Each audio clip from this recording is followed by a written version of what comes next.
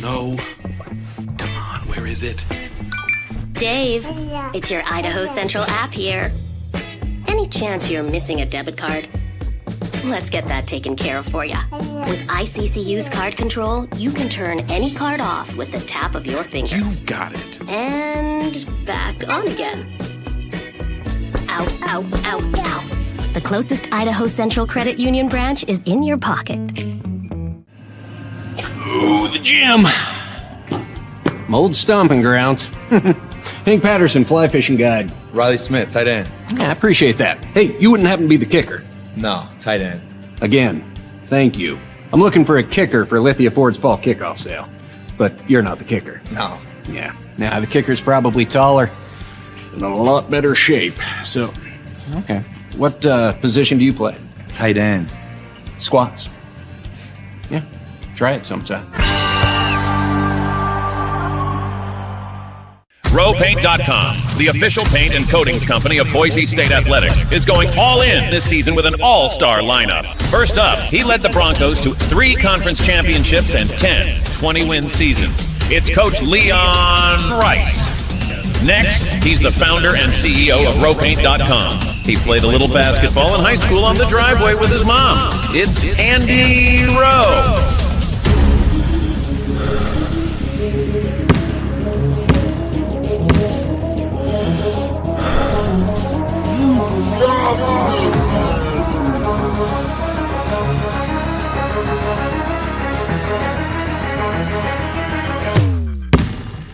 Oh, no.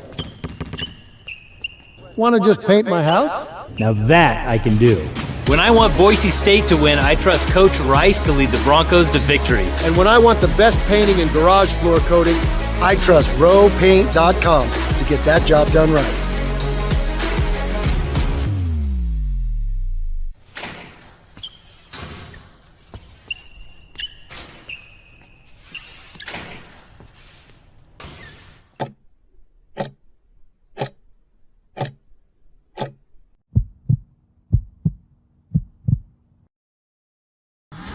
This is Bronco Nation News Live. The best interviews, the most informed opinions, the latest breaking news, all from the top Boise State insiders. Today's broadcast is coming from the Cutwater Spirits Canned Cocktail Studios. Check out one of their more than 30 flavors of pre-mixed premium cocktails at your local gas station or grocery store. Cutwater Canned Cocktails is perfect for your next game day tailgate party. Now, here's 4-time NSMA Idaho Sports Writer of the Year, BJ Rains, with another edition of Bronco Nation News Live.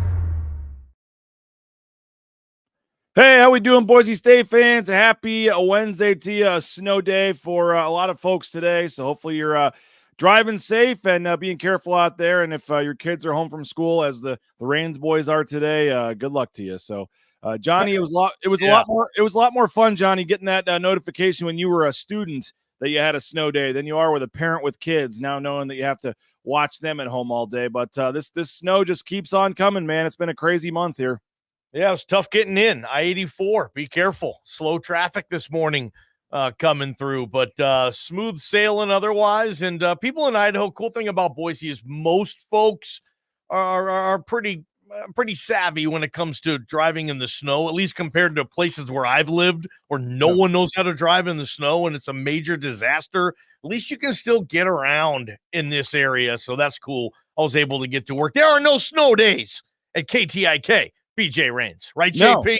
No, you were here early. You're ready to go. I appreciate you, man. You're out there, at 6 a.m. getting your snow shoveled off the car. Yep. You were ready to go for this, so we appreciate it.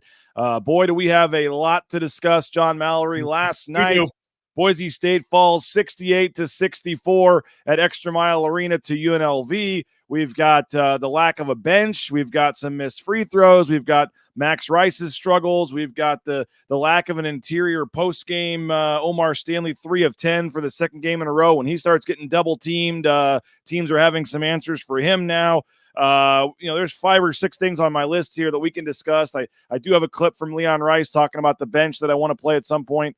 But, Johnny, for all the momentum that Boise State had built the last couple of weeks, and in particular last week, beating Colorado State, winning at Nevada. You got the San Diego State game on Saturday. You're back in Joe Lunardi's bracket yesterday. Just so much positive momentum the Broncos were building came to a screeching halt last night at the X. That's going to happen a lot in this league to the upper echelon teams. They're going to get picked off by good mid-level opponents who hit big shots and maybe just outwork the other team a little bit. And I think all those elements were into play. Tyson said it in his post-game presser. BJ, you were there. They did more of the little things, essentially, is kind of what Tyson said. They beat us to the punch, and typically that doesn't happen at Extra Mile Arena. So, good teams, momentum is going to get stopped in this league. BJ, that was a game. The frustrating part, I think, for Bronco Nation and Leon is they probably should have won it. If they do well what they usually do well, they win that game. And Leon said it too, and that's the frustrating part is in this league, with the wiggle room that you did not give yourself in the non-con. And I'm okay, cool, do what you want in the non-con, but know your league wiggle room. And I said it coming in, I think we talked about it, 13-5, I think is going to, going into the Mountain West tournament, that's going to put you right there on the cusp and probably get you in. Remember, BJ, last year, their 10th loss of the season, I believe, was the Northwestern loss. So Boise State as a mid-major at-large bid last year got in with 9 losses. That's kind of your wiggle room this year, BJ. I don't think a lot of mid-majors come in with at-large bids with 11 losses. So that's the frustrating part, too, is you think, dang, in this league every single night's a challenge, but dang, you hate to lose that way. The positive side, BJ, you look at this league, there's 4 teams right now with 1 loss. Boise State is one of them. They're right in the mix at the quarter pole. What more do you need here? I get it. It's not looking or it's not feeling or being prepared the way you thought it was. It's not looking as good as you wanted it to, but you are still there right in the mix. We're going to know a lot more about this team, BJ, Saturday at 1 p.m. Mountain Time at the conclusion of that one. Yeah, no doubt. From a metric standpoint, Boise State lost 10 spots in the net rankings down to number 54. They lost 7 or 8 spots at the KenPom ranking down to like 58 or 59.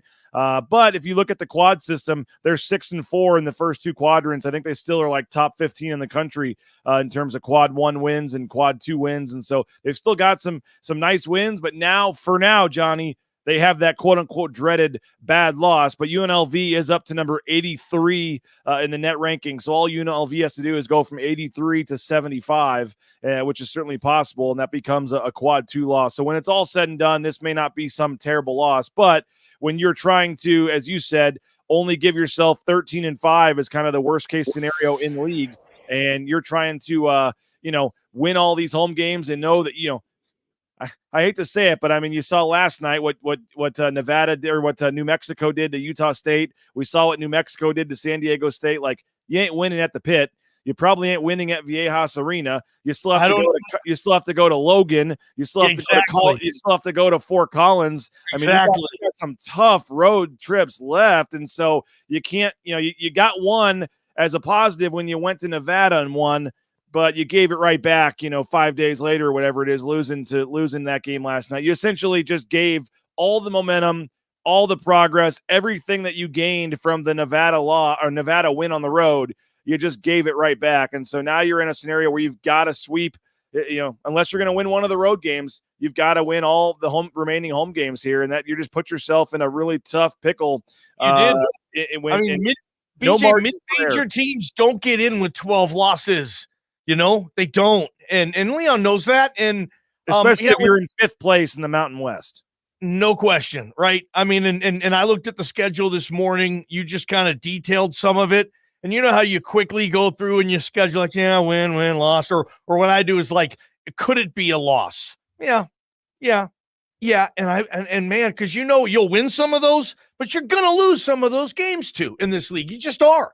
You're not going to run through this thing. That's the frustrating part. 13-5. So, now you're 3-1. So you got to go, 10, BJ, 10-4 the rest of the way. Is that math correct? That's not going to be easy to do in this league is to go 10-4 with that schedule coming up, but that's what they're going to have to do. Now, how do they figure a way to do that? And it does feel like there's a lot of rotating pieces with this team. They're still trying to find right lineups here and there, and there's just a lot going on with this basketball team. But all in all, like I said, there's 4 Mountain West teams with 1 loss. Boise State is one of them with an epically big game coming in on Saturday, man. If you're watching us on YouTube, we appreciate that. Hopefully you're a YouTube subscriber. You just hit that subscribe button in the corner of the screen and turn on the notifications as well, so you know when Bronco Nation News goes live, which is weekdays at 9 a.m., and then pre- and post-game shows as well. And we'll take your comments in the ICCU YouTube chat. Check them out, iccu.com, the best in mobile e-branch online banking. A day like today, snow, you don't want to leave your house, that's fine. You can get all your banking needs done right from the app on your phone. Check them out, iccu.com. All right, Johnny, a lot of issues to discuss, and we're going to take folks' comments as well. I'm seeing a lot of them in here. Let's start with the bench. I mean, the bench is what everybody's talking about right now. In 4 Mountain West games, they have a total of 15 points from their bench, and it just seems like the leash, the minutes for the bench is getting shorter and shorter. You had 4 starters play at least 18 minutes in the second half. Jace Whiting came in, and you were sitting next to me, Johnny. Jace Whiting came in. I forget what he did, but he made some sort of a bucket. He gave up a bucket. And then, literally 20 seconds after he had just come in, you already saw Leon going back, and Roddy, you're back in there.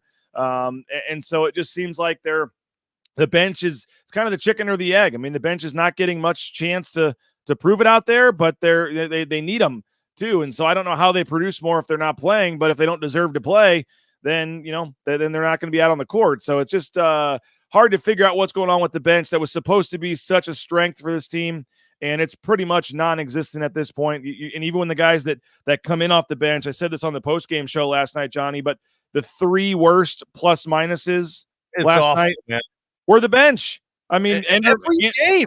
And so that's why, that's ammo for Leon to say, why would I play these guys that they don't produce when they're out there? And we'll hear from Leon in a minute, but Andrew Meadow in 9 minutes was -8.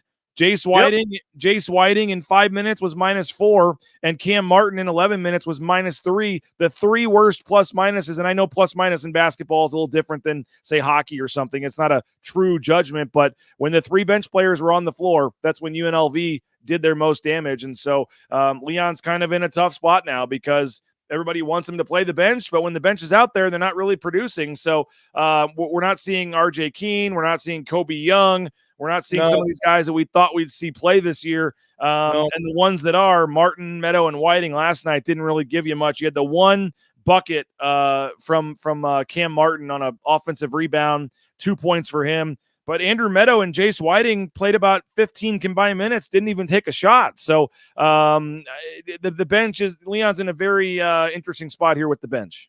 Yeah, just quickly, I want Jace to get in there and shoot. He's having a terrific year when he does shoot. That's been kind of his strength this year. Get in there and shoot. These bench players too. Here, like what Leon was saying last night, and you'll probably get to the clip here, BJ, but whether you play a second or 5 minutes, I need your energy. And that's kind of where his focal point is. He doesn't think he's getting the energy from the bench. The bench would probably say, well, coach, you're not giving me the time to give you the energy. Basketball's tricky, man, when you come off the bench at any level, just to assimilate yourself within the game. Yeah, you have to do it quickly. And when you have a coach who quickly gives you the hook, like Leon has done from time to time, like a lot of coaches do, a lot of times psychologically, that can hinder you from getting to your safe space, right? Where you can play free basketball like all these kids have grown up doing. All these kids were the A1 alpha dog star on every team they've played on until they got here, basically, right? And so sometimes that gets in the way, I think, when you're a bench player, just not being able. I mean, Jace Whiting never sat in Burley. I mean, he's the best player in the game every single week. Anyway, but back to, I think, what you're saying with your point, BJ, with the bench. Leon last night in a game against UNLV, and we heard all offseason, we're not playing Max and Tyson. I don't want to play them that many minutes anymore. Get him 27, 28 minutes. Max, 37 minutes. Tyson, 36 minutes against UNLV? The heck's going to happen when they're playing San Diego State? I mean, are they going to play 39 minutes each? I mean, Leon, it's a tough, like you said, what, the chicken or the egg? That's exactly it, BJ, because they're not producing when you play them, but they're not going to produce if you don't play them a little more, possibly. I don't know, man. Yeah, it's a very, very interesting scenario. Let's hear from Leon Rice. And, the fans like to get on the media and say we're not asking the tough questions, whatever. But there were 3 questions asked about the bench, Johnny. It's clearly a storyline right now. Jay asked one, I asked one, and then John asked one. But let's hear Leon Rice talking about the bench last night and where they go from here. No doubt. And, they got to give us stuff off the bench, no doubt. And that's big, and they gotta make it so you don't look and go, well, it's looking different now that those guys are in. It shouldn't, it shouldn't look different. And that first group was competing their tail off, and there was some minutes where maybe it looked different. It can't be like that. You had the 4 or 5 starters all play at least 18 minutes in the second half. Mm-hmm. What can those guys do if they're not getting a ton of time on in games, at least, to show that? No, they can. You don't need a ton of time. You need if you get 1 second, it's got to be a good second. There's no charity. It's not a video game where I'm taking a powered down guy that's playing his tail off and playing hard and playing for the team than a guy that looks like he's playing about half the speed of the other guys. That won't happen. We got winners up and down our roster, and they'll respond. Like I said, I'm not being hard on the bench. They'll respond, and if they don't, because I know they will. But if they weren't responding, well, you got to. I mean, it's not gifted to you. You got to go earn it every night. And same with the starters. Doesn't matter who you are. You got to go fight every night to earn everything you're going to get at this level in college basketball. When you say something a little different from the bench, what exactly do you? Energy. Got to play really, really hard. Your thoughts there, John Mallory? Yeah. He said they're kind of, they're going to play, and I know they will. I have confidence in them. Well, so does that mean that the bench minutes are going to increase? Like, I don't doubt Leon. I think this team's going to be right in the mix to be first, second, third, fourth in this league. I really do. I think at the end of the regular season, this is a top 4 team in this league. But I don't think there's going to be a bench. Okay, so that's just what it's going to be. I mean, what we saw last night in a close game, BJ, that's what it's going to be. And if fans wanted more contribution from the bench, I wouldn't factor this year being one of them. I mean, that's probably what you give Cam Martin about 6 minutes a half, 7 minutes a half. That's about 14, 15 minutes a night. Whiting playing like this, it's tough, but hopefully Jace gets better. You can play him 4 minutes a half. He plays 8 minutes, and then Meadows the wild card for me. If Meadow is in and playing well, damn, keep him in. That guy has a crafty game. I don't think he hurt you. Last night it was a rough spot, but Andrew Meadows not used to only playing 9 minutes a game. So, I would like to see him play a little more. He's proven, BJ, that he can score, and he can be a streaky scorer. So that's kind of my bench wild card.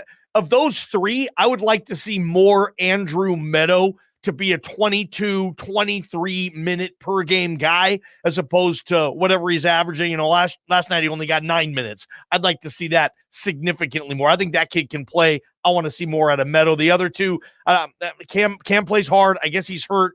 And he helps. I don't think he hurts you that much when he's in there. I'd like to see Cam play 30 minutes one night and see what he could do. I don't know if we will, though. Yeah, defensively, Cam wasn't great last night. Whaley kind of ate him up a couple times. And, I think part of this bench criticism comes with the struggles recently of Max Rice. So we'll take a 90-second timeout, our first here on Bronco Nation News Live. And let's talk, Johnny, about Max Rice and where he's at right now and some of the other players. I thought Roddy Anderson did some nice things early in the game. Chibuzo Abo had 14 points all in the first half, only took 3 second-half shots, was kind of a non-factor. We'll continue to bench.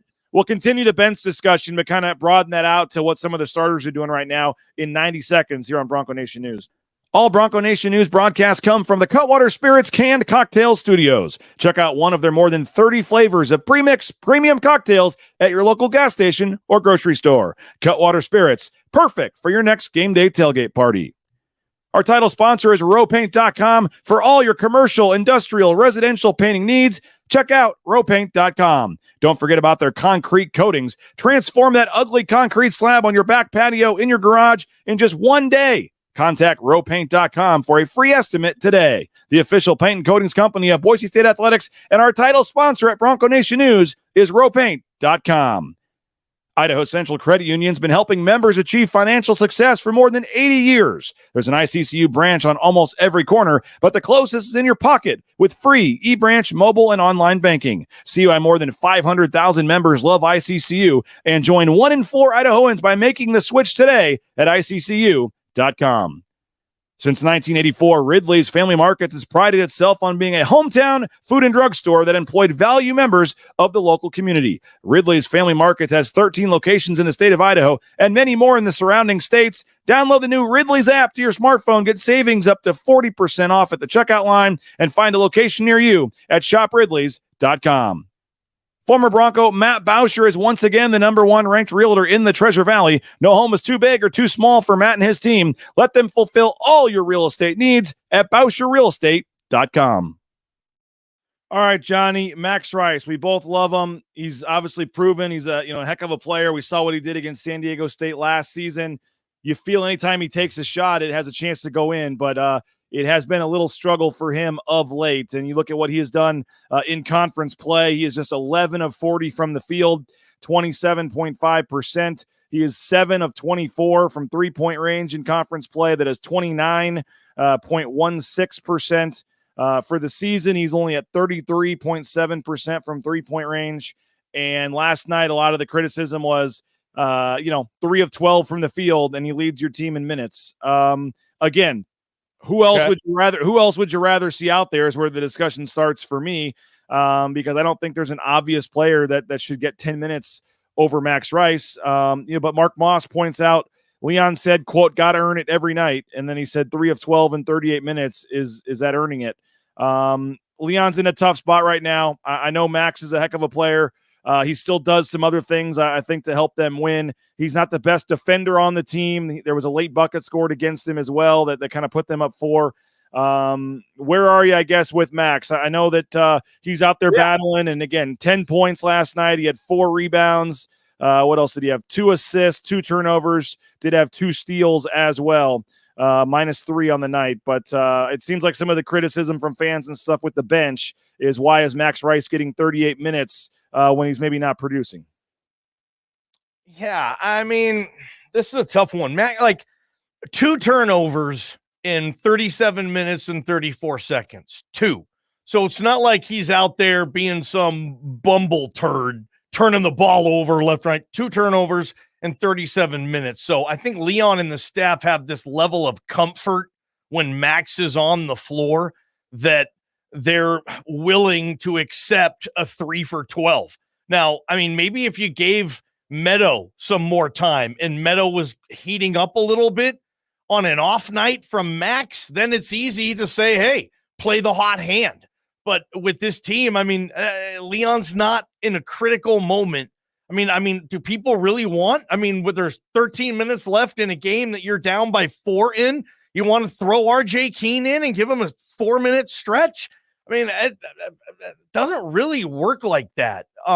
But sure, I mean, if a player's not shooting well, okay, put somebody else in who will. That some coaches do that, some coaches don't. And if he wasn't Leon's son, I don't know where the conversation would be. He needs to shoot better and this and that. So I mean, it's a tough situation when you have the son and he's the one that's going 3 for 12 and he's leading the team in minutes. I mean, that's easy fodder right there, though. Still found a way to score 10 points.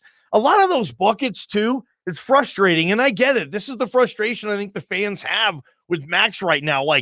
Makeable shots that just aren't seeming to go down, BJ. Tips here and there, and he's getting good looks because Max has that old school game with the floaters, the up and unders. I mean, remember the shot he made last night? It should have been an and one. They called the whole thing off, and he didn't even get free throws on it. Like that, I mean, that was a hell of a play there. That didn't even count, but that was ridiculous. It feels like those aren't falling as much this year. Do you want to play him less because he's not shooting? Well, Leon's going to have to make that decision, or Max needs to get this thing going and start shooting well.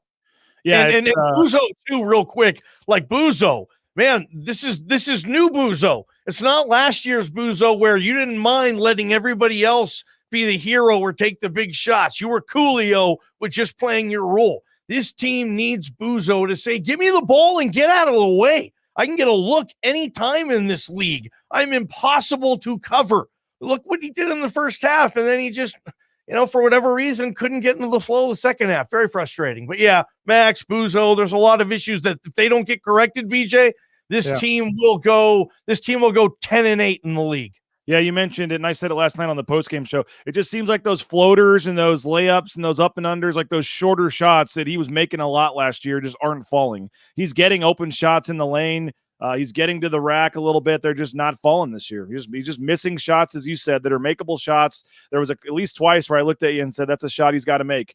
And he's just, he's struggling right now. The stats are what they are. I mean, he's 11 of 40 from the field in conference play. And again, 29% from 3-point range in conference play as well. So it is what it is. The stats are what they are. He's clearly struggling, but you see 3 games in a row where he hits 5 or 6 threes. And I know folks will point to the level of competition and say he's only done good against bad teams this year. But it's just hard not to think of the San Diego State game last year where he scores 28 and wills them to a win. And you think of some of the other big games he's had.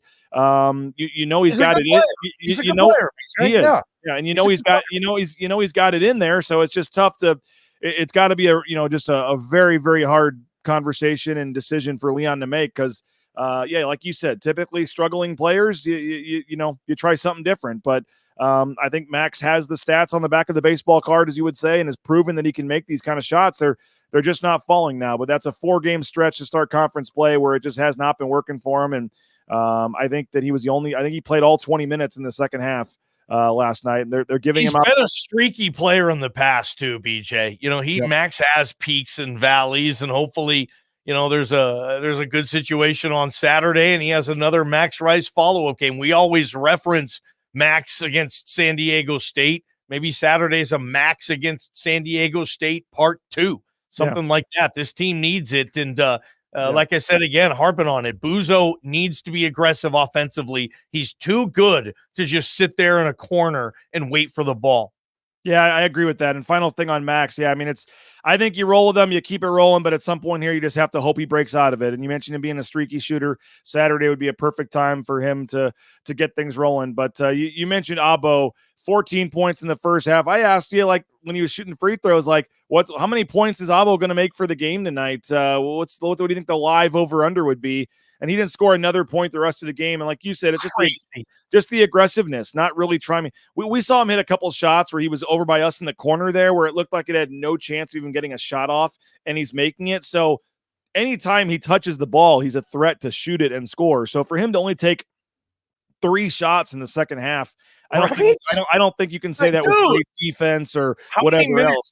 How many minutes did he play in the second half? It was at least 18. Yeah, Buzo UNLV is not that good defensively. Get the ball and get your game going. Played 17-57 in the second half, and he was 0 for 3 from the field, 0 for 2 from 3. Yeah, 3 players took more shots than Buzo. Like, I don't know if I want more than 1 player taking more shots than Buzo. BJ, and they're going to need him down the stretch. He's their kind of Superman offensively. He can do a lot of good stuff, and he's just got such excellent size and coordination. I love his game, and he's going to be a big factor. But yeah, 3 shots in the entire second half? Yep, in 18 minutes. Yeah, they should not have lost that game last night. Wow. Max Rice did play all 20 minutes, was 1 of 5 from the field in the second half. Did have 4 rebounds, had 5 points in the second half. Did have an assist, a turnover. He was -2 in the second half. But again, I Max Rice is clearly struggling, Johnny. That's obvious. But I think that I'm still going to believe that he's going to turn it around here instead of just taking him out of the starting lineup like some are suggesting. BJ, but as Josh says here, Leon is I'm not suggesting you do this because Max should be starting on this team. That's silly to think he shouldn't. But if you put up a poll who should start, Andrew Meadow or Max, it would probably be Meadow on a landslide right now. Is that where you're kind of gauging?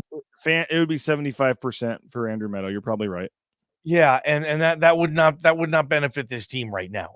He'll shoot his way out of it. Shooters are weird. Max has had a weird shooting career. If it continues, then this will continue. The conversation that, heck, Max is getting a lot of minutes and his shooting percentages are hurting this team in certain situations. Like you said, he took 5 shots in the second half. Can Buzo get 2 of those coming up? Or, Omar Stanley, that's another thing. Like you mentioned two straight games where they've kind of slowed Omar offensively down offensively a little bit. Man, Saturday's going to be awesome.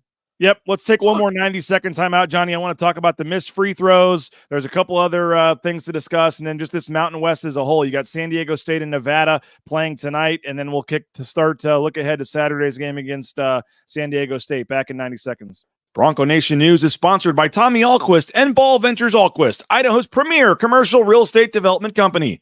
BVA projects specialize in office, retail, flex, medical, and industrial spaces located at some of the most strategic and visible locations in the valley. Need a developer? Looking for new space? Think BVA. At BVA, we are Idaho's developer. The Nicolason family and SON management have proudly been operating Taco Bell restaurants in and around the Treasure Valley since 1969. One of the first to make a 7-figure donation to the Lyle Smith Society, they've also stepped up their support of Boise State athletics with the Taco Bell men's and women's basketball endowed scholarships. The Nicolason family and SON management have committed at least $310,000 by 2026. Get more information on their financial support of Boise State athletics and find information on applying to work at Taco Bell at tacobellworks.com. Lithia Ford of Boise is a proud supporter of Boise State athletics and the official car and truck of the Broncos. Lithia Ford of Boise supports Bronco student athletes through NIL deals, including providing Ford vehicles to Taylon Green and Riley Smith from the football team and Paige Barsh from the volleyball team. Rain's family purchased our F-150 from Lithia Ford. Couldn't be happier with the purchase. Check out the all-electric F-150 Lightning or the electric Mustang Mach-E at Lithia Ford, and make sure to check out their full inventory of vehicles at lithiafordboise.com. The Blue and Orange Store is the perfect spot to get all your gear for your next Bronco game. The Blue and Orange Store has official Nike apparel, including jerseys, shirts, sweatshirts, jackets, hats, and more. Wear what the Broncos wear and get it at the Blue and Orange Store, the second floor of the Boise Town Square Mall, or get free shipping on a $40 order online at theblueandorangestore.com. Johnny, I love the folks that just don't listen to what we're saying, but Willie Scottsdale, we could lose the next 10 games in a row, and BJ would be like, yeah, but we played a tough non-conference schedule. Willie, no, he wouldn't. Come on, Slick Willie. I think we've been fairly. I think if you watch the post-game show last night, if you follow on Twitter, it was a bad loss. That's a, I don't know if inexcusable is the right word, but that's a loss that's going to hurt them come March. That was not a good loss. It was a bad loss. You cannot afford to lose to a team that's not projected to be in the top 6 of the standings at home. It can't happen. It was a bad loss, and now they've got to pick up a win somewhere else to make up for it. So I don't think anybody is sugarcoating that loss, but I will say, Johnny, as bad as it was, you make a couple free throws and you win that game. There was multiple opportunities from the 1-and-1 perspective. Tyson Degenhart, 24 points. We haven't really talked about him. He had a great second half, 19 points in the second half. He's one of the only reasons they were even in that game late, but he missed the front end of a 1-and-1. Then you're down 2 with about 2 minutes to go, and Omar Stanley, who's been great at the free throw line this year, misses the front end of a 1-and-1, which would have tied the game with about 2 minutes to go. Tyson missed another. He went 1 for 2 at the line at one point. Roddy Anderson went 1 for 2 at the line. They missed 4 free throws, but potentially gave away 6 points at the foul line in the final 4 minutes of the game with the 1-and-1s. And so, couldn't get a rebound. Couldn't make a free throw. I mean, some key things they've been doing pretty well of late just came back to bite them last night. And like Tyson, I think, was saying in the post game, like these weird long rebounds. I mean, it wasn't anything that they were or weren't doing. I think, BJ, the ball, kind of gravitated towards UNLV on a couple of those plays. That happens, you have one of those nights, like, dang it. The free throws are really disturbing, obviously. I mean, this is a veteran team. If this team gets in a situation like that last night and it comes down to making free throws, that should be a strength of this team. And I think it has been. And I think it probably will continue to be. But that was there's two ways to lose a game, right? When you lose and you're like, dang, that team was better than us. We need to get better. They were better than us. And then you lose, like last night, in my opinion, we're like, dang it. We're better than them. Yeah. We can't lose to them. Like, dang, so that's almost the more frustrating way to lose when the win was there. And Tyson, that's why he's going to the Hall of Fame at this school, at this university one day, BJ. Last night, just give me the ball, get out of my way. I'm going to, I call it the Daggy takeover. We had one last night. It should have got him the win. It didn't, but I love the fact that Tyson has that sense. He can feel the game. And when he knows, like, okay, they're going to have to lean on me for scoring, and I'm going to be able to provide that. That dude was a truck last night. He's obviously bigger, faster, and stronger than he was last year. He's going to continue to have a heck of a season, BJ, and it's too bad they didn't win it last night. I would have liked him to win that for him. Last night in the media, BJ, usually they'll bring out 2 players for us to talk to. Sometimes they'll bring 3. Last night it was just 1. It was just Degenhart. You speak for the team right now. I had no problem with that. I loved it, and he's having a terrific year. And it's too bad they didn't get that win last night, BJ, because he put that team on his back and did so very, very, very admirably. There were some comments on the crowd last night as well. Bronco Ray saying a third of the season ticket holders didn't show up. Nate Staley says the crowd sounded lethargic on the broadcast. Those top 2 levels were pretty wide open. Johnny, what'd you make of the lack of a big attendance? Tuesday night, everybody's getting ready for Saturday. The weather is the pits outside, man. It's a late start. I mean, I know Jeremiah doesn't want to hear the excuses, but there were several with that one last night. And look, UNLV, I remember when I first got to town and started covering Boise State, UNLV was like one of the games you wanted to go to. They'd bring on all these lottery picks, the Anthony Bennett team and all that stuff. They don't pack that punch anymore. Most people in that building last night probably couldn't have told you who the coach at UNLV is. So you have that, not a very marketable team. There's just a lot of ingredients in that crock pot last night. But, I mean, if you're complaining about over 9,000, is that what it was, 8,000? They announced 9,800, but there was not 9,800 people there. Yeah. I mean, there's probably I didn't think they were super loud either. They got loud at a couple of moments late in the game, but I thought I didn't think it was the atmosphere wasn't close to that Colorado State game the week before. You know what they need to do? Like Ashton Genty is sitting courtside last night.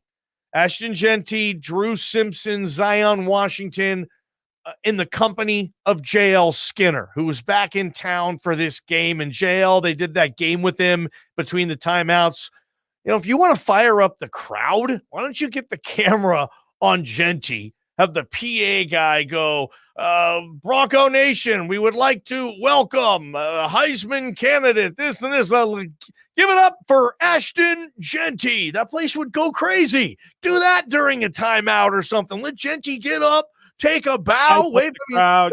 Yes. He's sitting right there courtside. Your Heisman candidate, like you saw after the game, Ashton Genty probably waited after that game and probably signed or took pictures with 50 kids, whoever. He just stood there and did all that. So people obviously knew he was at the game. Let him pump him up, man. Have some fun. All right. The Mountain West, Johnny. Boise State, as you said, still right there. Utah State is 4-1. San Diego State, Boise State, and Nevada are 2-1. You got San Diego State hosting Nevada tonight. I would suspect San Diego State wins that one. So you'll have Utah State and San Diego State likely at 4-1. Boise State right behind them at 3-1. And then you look at Boise State's schedule coming up. I mean, they have an opportunity against San Diego State on Saturday. They go to Fresno on next Wednesday. That's definitely our Tuesday. That's a game you're gonna we'd like to think that they'll win that one. And then they got Utah State back at home as well. So 2 of the next 3 at home against San Diego State and Utah State, Fresno there in the middle. If you can find a way to, get back to, win this game on Saturday and beat Utah State next Saturday, give them both another loss and be, 6-1 going down to the pit. I mean, all is not lost here. There was already folks in the chat saying, same old Leon Rice, I saw somebody say, and same old Broncos and all this. But maybe if a couple more losses happen, we can say that, Johnny. But if they're able to turn the page and get a big win on Saturday, I still think this thing, you can still save this thing here. Yeah, same old Broncos. Come on, man. They've been to the tournament 2 straight years as a mid-major team in the Mountain West, and they're in a position to do it 3 straight years. That's really tough to do in American college basketball right now. I mean, this program's fine. PJ, you got to go 10-4. You got 14 conference games before the BNN pool party extravaganza for the conference tournament. It's the KTIK BNN pool party. Come on. Yeah, thank you. I mean, you got to go 10-4. So, I mean, you mentioned teams like Fresno. Like, I'll throw in Wyoming, and I know Linder is going to have everything waiting for him in Laramie. I mean, you got to go 10-4. And if you lose to San Diego State on Saturday, then all of a sudden you got to go, 10-3. And it gets harder and harder in this league. So, I mean, you got to figure out a way to win 10 out of the last 14 games. And then you're going to probably go back to the tournament. It's right there for them. Now, do they need more bench production? I guess probably. I mean, they need to figure out a way just to keep winning games, man. And if that's not having a bench, I don't think they're going to have much of a bench again, BJ. I think Leon pretty much showed us last night in a close league game. That's kind of that's the recipe we're going to see. Something closer to that last night. Okay, final thing, Johnny. Your first thought then. How are you feeling about Saturday's game? It's going to be fun, man. The crowd. I don't know if outside of an NCAA tournament game, there might be more eyeballs on Boise State basketball than any other game ever. Certainly a non-postseason game, maybe a conference tournament game, throw that out. But, on CBS, I don't know what's after the game. I know there's a football game, but it's not on CBS as I thought. Prater let me know on that. But there's going to be a lot of eyeballs on this game. And figure out a way to win. They can beat this team. I think Boise State can beat any team in this league, and must win. The season's collapsing if you lose. You can't look at it that way, but dang, it would be good if they can get out of there with a win, BJ. I mean, San Diego State's got his hands full tonight. Yeah. That Nevada-San Diego State game is mega for me. Nevada's like 0-11 against them or something since they joined the Mountain West. I think San Diego State wins that. But I just that's what the bummer was about losing last night. There would have been so much more hype on the Boise State side going into Saturday's game if they're 4-0 in the league and everything. But a win streak.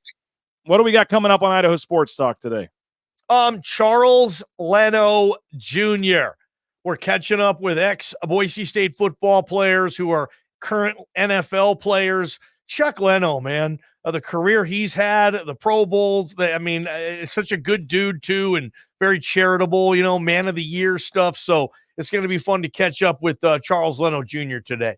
Yeah, you had Tyreek Jones on yesterday. Folks can go back and listen to that interview, and I know you guys are getting a lot of those guys on. So 3 to 6 today. Make sure you're listening. Idaho Sports Talk, Johnny Prater, Bob, JP, the whole gang there. So appreciate JP for getting us on. Thanks to you, Johnny. Thanks to all the commenters and folks. And again, we'll be live 9 a.m. every day this week. I'll have Mike Prater joining me tomorrow. It's kind of funny, Johnny, on the way out here. Mike Prater has yet to do a basketball column this year, and he was planning to do one today. And after how great the season's done, now after the loss last night, here comes Mike probably coming in with yeah, that is I'm going to be very curious. That is a must read. If Prater is coming up with a basketball-related column following last night, it's just such bad luck, too. When is this coming out? When's this column supposed to drop? I believe tonight, this evening. He said he'd get it to me.